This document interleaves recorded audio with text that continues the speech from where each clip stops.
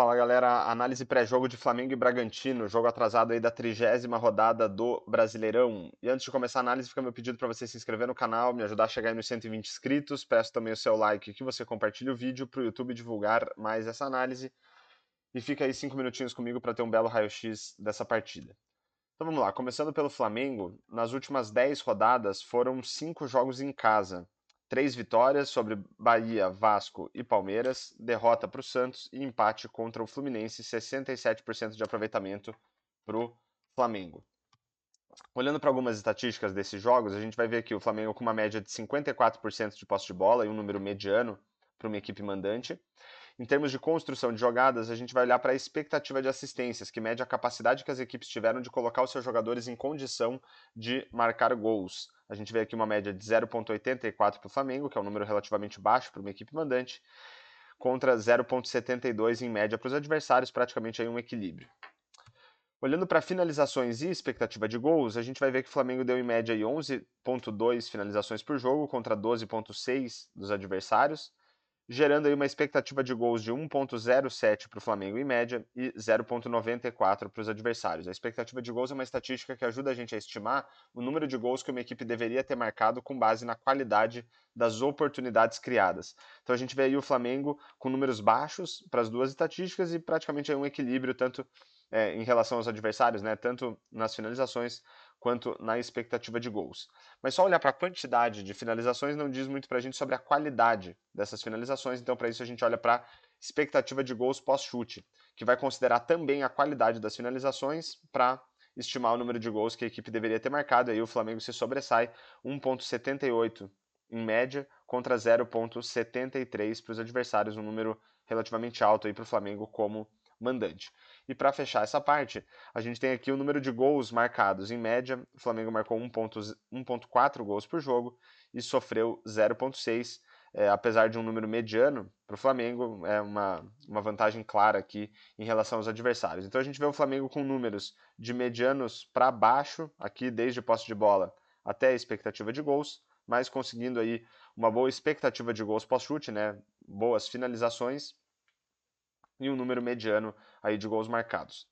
Olhando agora pelo lado do Bragantino, nas últimas 10 rodadas foram 4 jogos fora de casa, empate contra o Atlético Paranaense, vitórias sobre Santos e Goiás e derrota para o São Paulo, 58% de aproveitamento. Em termos de posse de bola, em média aí 55%, um número relativamente alto para uma equipe visitante. Olhando para a expectativa de assistência, a gente vê um equilíbrio, em média os adversários com 0,9 e o Bragantino com 0,96, um número mediano.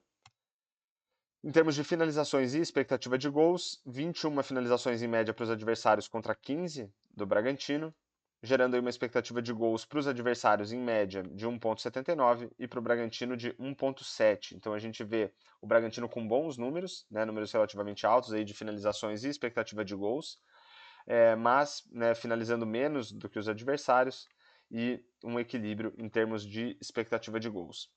Olhando para a expectativa de gols pós-chute, a gente também vê um equilíbrio, 1,83 para os adversários e 1,76 para o Bragantino, novamente aí um bom número para o Bragantino, apesar do equilíbrio. E em termos de gols efetivamente marcados, aí o Bragantino se sobressai, 0,75 em média para os adversários, 1,5 para o Bragantino.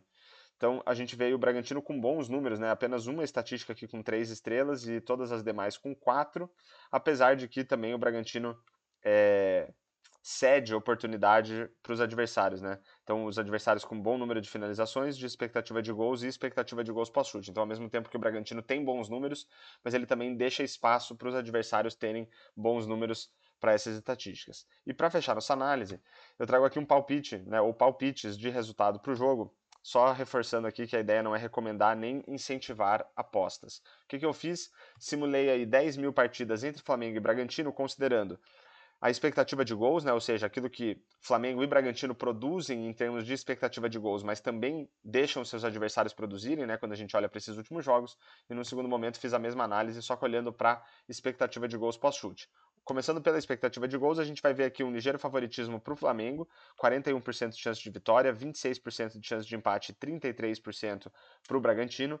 Os resultados mais recorrentes aí nessas simulações foi empate por 1-1, vitória do Flamengo por 2-1 e Aí aqui 1-0 para o Flamengo e 2-1 para o Bragantino, com 8% das ocorrências aí nessas simulações.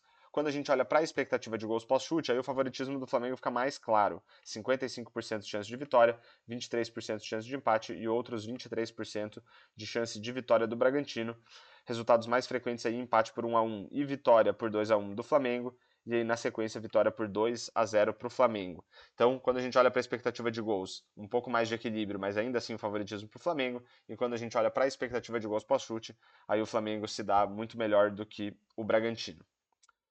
Então, fechamos aí mais uma análise pré-jogo de Flamengo e Bragantino. Espero que vocês tenham gostado e fica novamente meu pedido para você se inscrever no canal, deixar um comentário, um like e compartilhar esse vídeo para o YouTube divulgar mais esta análise. E falou!